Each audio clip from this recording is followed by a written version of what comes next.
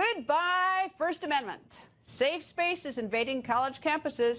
A new college trend to create these safe space areas where students can be sheltered from opposing views.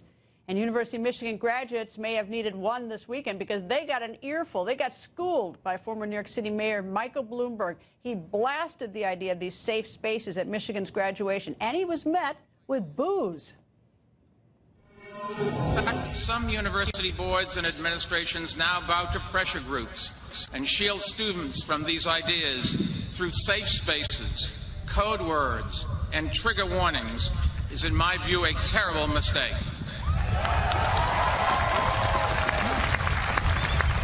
The whole purpose of college is to learn how to deal with difficult situations, not to run away from them.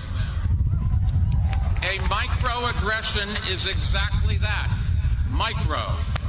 But in a macro sense, one of the most dangerous places on a college campus is the so-called safe space, because it creates a false impression that we can isolate ourselves from those who hold different views. Co-host of The Five, Kimberly Guilfoyle, goes on the record, and I am so Team Mayor Bloomberg on this. How about you, Kimberly? I'm right with you. I'm Team GVS and Team Mayor Bloomberg, because I have to tell you how refreshing for someone to be able to be unafraid and courageous and go to a college campus and actually talk to them about things that they will need to succeed in life.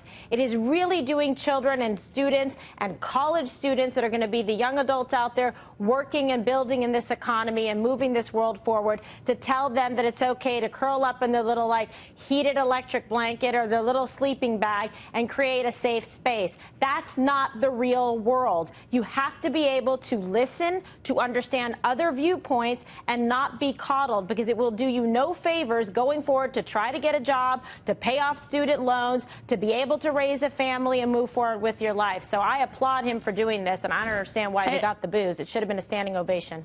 I think back at the University of Wisconsin during the anti-war days when there was protests against the war in Vietnam, and imagine if the state legislators then had said that we need a safe space, and it upsets us that you're protesting the war, so we're going to not allow people to protest and exercise the First Amendment because it upsets us. Yeah, such a great point. I mean, the university is supposed to be where you build and expand your mind and listen to other people and then be able to formulate your own opinions, your own ideas.